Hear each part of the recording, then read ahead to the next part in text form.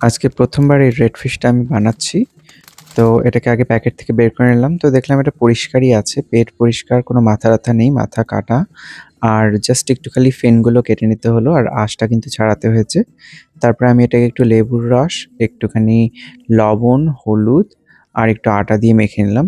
লেবুর রস দিলে কি হয়, ফ্রোজেন মাছ সেহেতু একটু গন্ধ হতেই পারে। তো লেবুর রস দিলে গন্ধটা কেটে যায়। তারপরে একে, একে মাছগুলো হাই হিটে একটু ভেজে নিলাম। একটু কড়া করেই ভাজলাম যেহেতু ফ্রোজেন মাছ।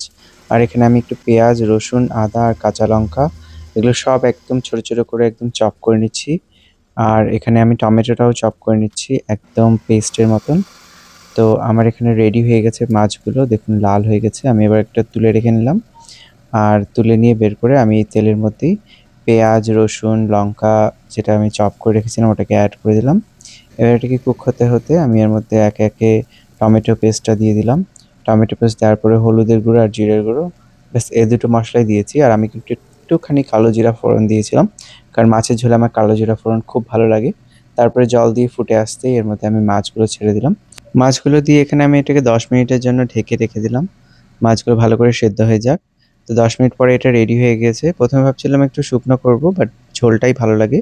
তো এখানে একটু ধনেপাতা দিয়ে সার্ভ করে দিলাম। তৈরি হয়ে গেছে লাল মাছের ঝোল। রেসিপিটা কেমন লাগলো কমেন্ট করে অবশ্যই জানাবেন।